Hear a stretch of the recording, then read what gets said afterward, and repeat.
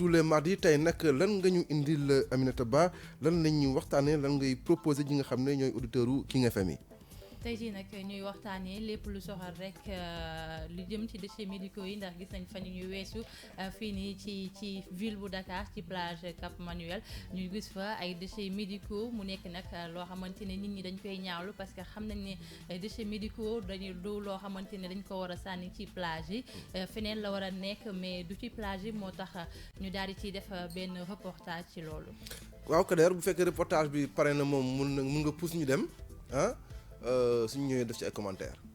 bépp mbalit bu am rapport ak li ñuy fajee ci hôpitaux yi wala ci clinique yi ñu koy wax déchets biomédicaux yi le mbalit ñuy faral di gis ñu sànni ko ci boppu géej gi bëri na ay gàllankoor moo xam ci nit ñi wala ci alam gi Mireille Sophie Faye di étudiante en master 2 ca institut des sciences de l'environnement. dafay am yoo xam ni dafay bëri ay jàngoro yu ci nekk ay piqûre rek yu mel noonu yi nga xam ne day jame bu nekkee defoon nañ ko nit koo xam ni am na sida wala hépatite B mu koy foowee mu jam ko bu ko defee am jàngoro boobu moom que boo ko sàndiwee day naaw donc dina indi pollution mais aussi li nga koy def noonu bu nekkee foo xam ne napp bi soriwul comme ci wetu géej bi dina fa dem. mbalit yi bëri lool te wutee tax bu nekk ak ni ñuy def ba tàqaliko ak moom. bu nekkee déchets yi nga xam ni dañoo radioactif wala déchets chimiques mënuñu koo lakk parce que bu ñu ko lakkee fumée boobu noonu muy dégage dafay jur yeneen xeetu pollution ci air bi bu nekk li ñuy wax les déchets à risque infectieux yooyu dañ ko war a stériliser buñ ko stériliser ba pare dañ ko war a broyer ko ba déchets yi ñu incinérer mooy yenn déchets anatomiques yi ak les objets coupants piquants et tranchants comme les seringues et les aiguilles incinérateur boo xam ni dafa war di brûler au minimum à 800 degrés léegi am na yeneen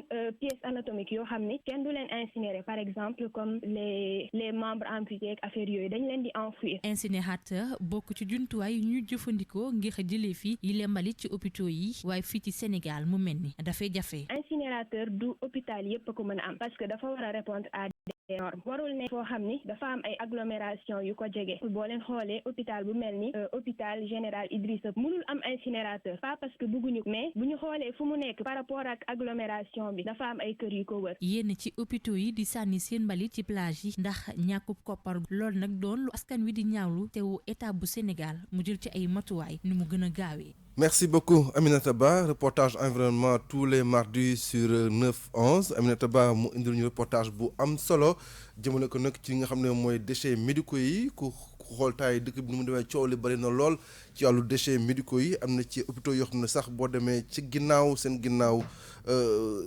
hôpital yooyu di nga gis ñu tuur fa ay mbir yoo xam ne yenn saa yi sax dafay xaw a daw sa yaram Aminata. waaw loolu dafay daw yaram bu baax a baax parce que buñ gisee ay seringues yoo xamante ne dafa am ay deret ay leneen ak leneen lu bokk loo xamante ne nit dafa faju xam ko dem hôpital rek mooy feebar moo la fa yóbbu.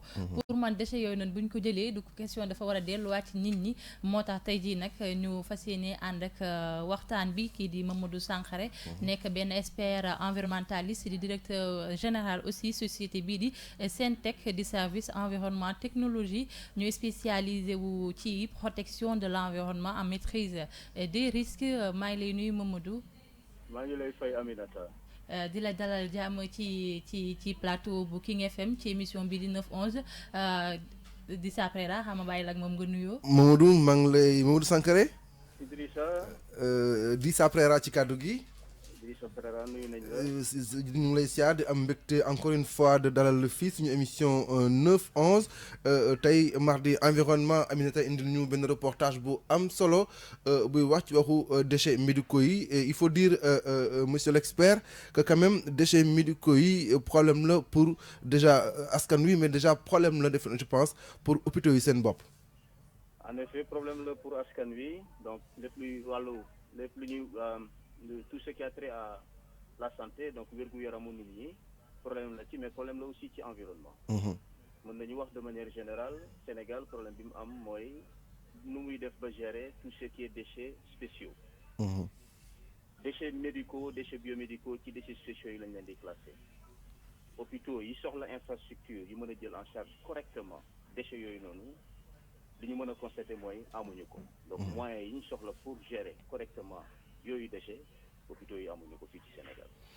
ok amuñu moyen pour gérer déchets yooyu lu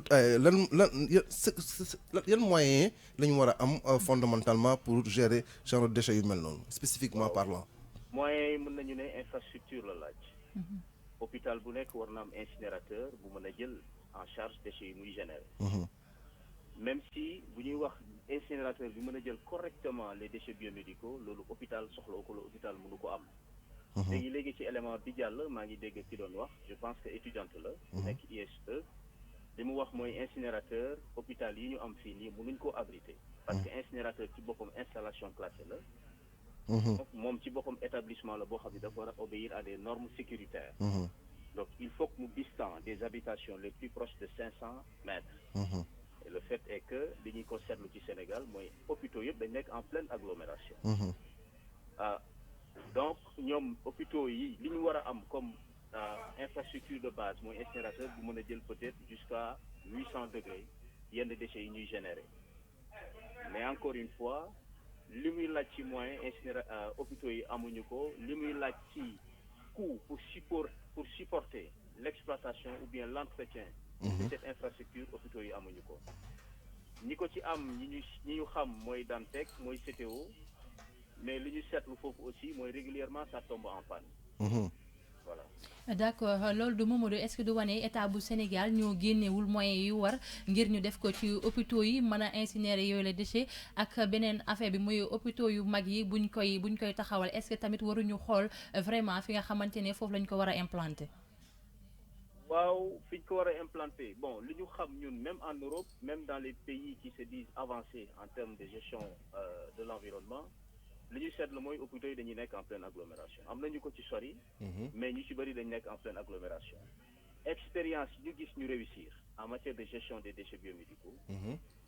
day nekk expérience yoo xam ni partenariat moo ko lal entre mairie ak hôpitaux yi. mairie yi prévoir espace bu mën a abriter incinérateur après ñu am benn système de collecte organisé entre les mairies et les hôpitaux. di jël déchets yi di ko yóbbu foofu noonu pour leen incinérer de sorte à ne pas compromettre l'environnement ni la santé des personnes. concrètement monsieur Sankaré concrètement yan danger le déchet yooyu di am ci environnement bi 2 ou 3 yu nga xam ne que xëy na boo ko waxee askan wi dinañu mën a gën a comprendre danger wu déchets médicaux yooyu ci environnement bi parce que mën nañ ko wax nii te duñu comprendre réellement lan mooy ay conséquences wu déchets yooyu ci environnement bi. xam nga bu ñu jëlee par exemple ci benn type déchets médicaux am na yu ñuy woowee les déchets infectieux hautement infectieux. comme bu ñu jëlee mooy les déchets de laboratoire par exemple. les cultures microbiologiques. donc tout ce qui est activité au niveau des hôpitaux tels que Dantec nga xam ni c'est un hôpital des maladies infectieuses. cas boobu je pense moo tax actuellement affaire bi def sujet d'actualité. déchets yi ñuy sànni ci plage bi quand on dit plage on dit mer. ci géej gi dina am ñu fay dem Sénégal fi mën nañu wax Bujumaan ñi mën nañu wax aussi léegi ku nekk sax mën na nekk Bujumaan parce que la précarité disons l'occasion crée le larron. dëgg la. nit ñi dinañ fa dem di jéem a xool lu ñu mën a récupérer ci mbalit bi pour mën ci am dara loolu nit ñi la.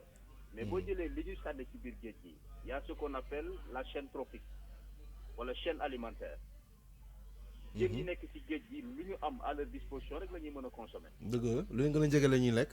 liñ gën a jege la ñuy lekk loolu ñuy sànni jën yi di ko lekk après mën na répercuter nit ñi mën nañu lekkat jën yi après le mal va s'installer dina am déplacement de problème sans que les gens ne s'en rendent compte. mën nañu dem ba wax ni loolu ça peut être à l'origine de certaines pathologies qui apparaissent. donc ça c'est un risque considérable qu'il ne faudrait surtout pas négliger donc buñ ko tuutal. d'accord bëri ay risques gi mu bëri ay risques yéen ngeen nekk benn expert en environnementaliste wax naa ko sànq ci sa présentation bi nga yore benn entreprise buy xeexal lépp luy yàq alam gi yéen bi affaire bi amee ak léegi ban taxawaay ngeen ci am. bon taxawaay buñ ci am ñun en tout cas ki def reportage bi sunu xarit la il s'est trouvé que industriel la sunu client la mu Riyad Kawar fu jar a jaajëfal parce que moom passion la ko def defu ko fond de commerce dafa jóg rek taxaw pour sàmm tout ce qui est environnement wala tout ce qui est santé sécurité. moom ci loolu c'est son quotidien donc jaajëfal ko la ñu mën appuyer ko la ñu mën aussi duñu jóg di sensibiliser. bon man mii di wax ak yéen léegi je suis dans le privé mais fonctionnaire la woon ministère de l'environnement. donc j'étais chef de bureau application des normes bi ma fa nekkee. donc donc ministère de l'environnement mais plus précisément direction de l'environnement mu nekk bras technique fii ci Sénégal boo xam ni lépp lu jëm ci wàllu préservation de l'environnement ci la ñuy taxaw. am nañu fii benn expérience benn hôpital bu ñu waroon installé je pense que installé nañ ko mais ñu waroon ci def incinérateur. hôpital bi nekk en pleine agglomération loolu lu bloqué loon dossier bi ci la bokkoon parce que dañ ne woon incinérateur mënul nekk en pleine agglomération parce que dafa war a obéir à la distance sécuritaire des 500 mètres. donc ñun sensibilisation ci la ñu sax ci la ñu nekk tout le temps. hôpitaux yi tamit mën nañu wax li tax actuellement mu nekk sujet d'actualité mais boo demee ci hôpitaux yi je vous donne un exemple simple hôpitaux yi dañoo war a am buanderie avec des machines assez normalisées assez conformes assez performantes mais bu ngeen duggee ci hôpitaux yi vous vous rendrez compte que machines yi fonctionné wuñu correctement. femmes ya fa nekk di def linge couvert yi drap sale yi ak ci maladie di tëdd ak yooyu yëpp des fois dañ koy def à main nue. yooyu yëpp c'est des problématiques yoo xam ne nit ñi dañ ci war a def éveil de conscience jàppale hôpitaux yi seen combat parce que moyen rek lañ soxla pour def seen liggéey correctement mais aussi ñuy trouver ay synergie entre hôpitaux yi ak mairie yi jouer seen wàll hôpitaux yi jouer seen wàll état mettre à leur disposition ñoom ñaar ñooñu ñëpp les moyens yi ñu soxla pour préserver santé nit ñi ak environnement.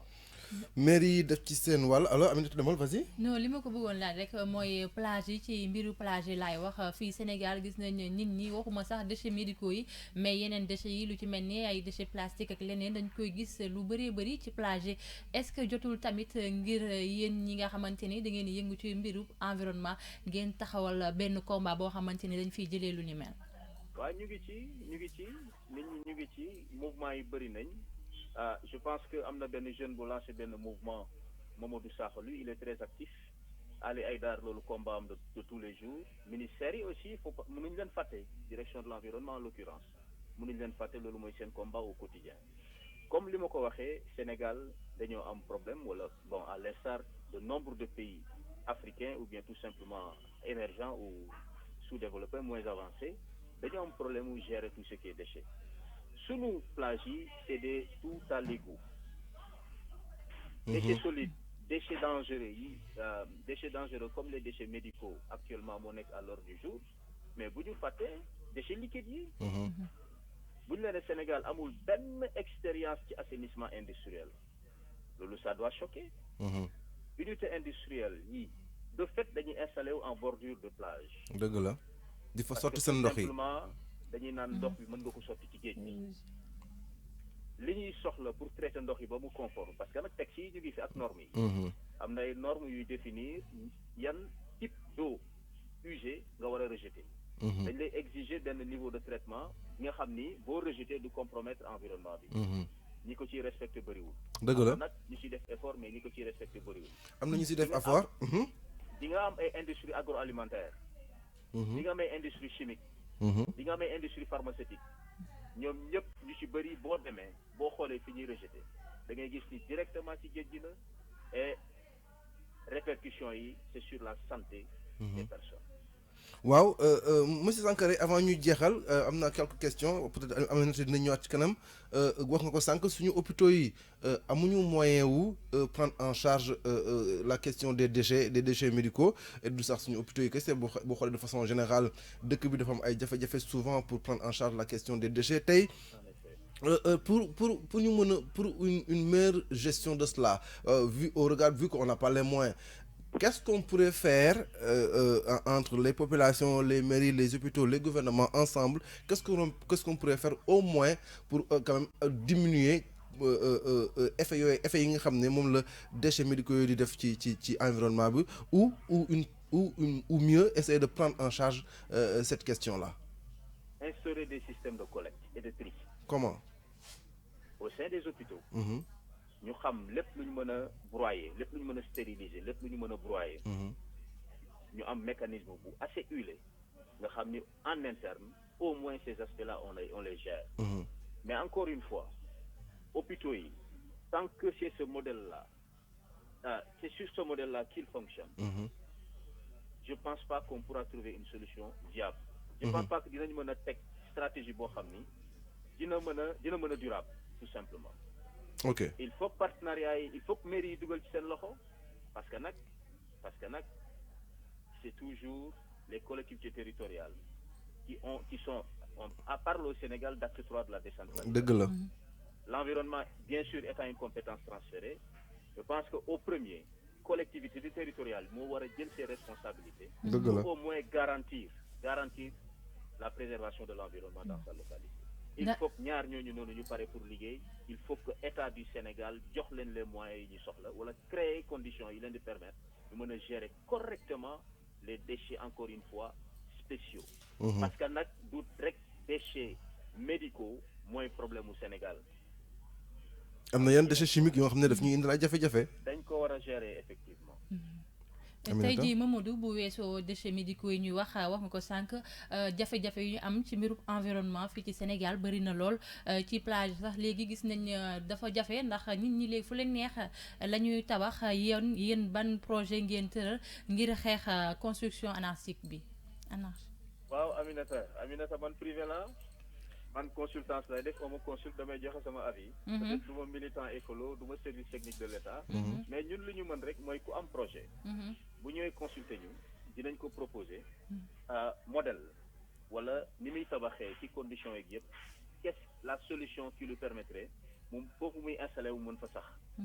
lépp aussi lu mën a atténuer wala éliminer toute forme de pollution ñun dinañ ko ci conseiller dinañ ko jox suñu xalaat dinañ ko accompagner aussi.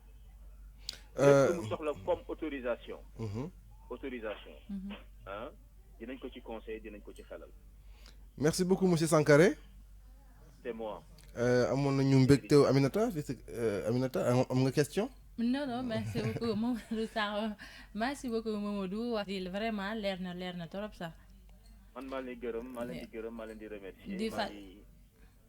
di fàttali Mamadou Sankaré expert la environnementaliste di tamit directeur général bu SENTEC di service environnement technologie ñuy spécialisé lépp lu jëm rek ci protection de l'environnement à maîtrise des risques vraiment ñu amoon mbégte di la dalal ci 9-11.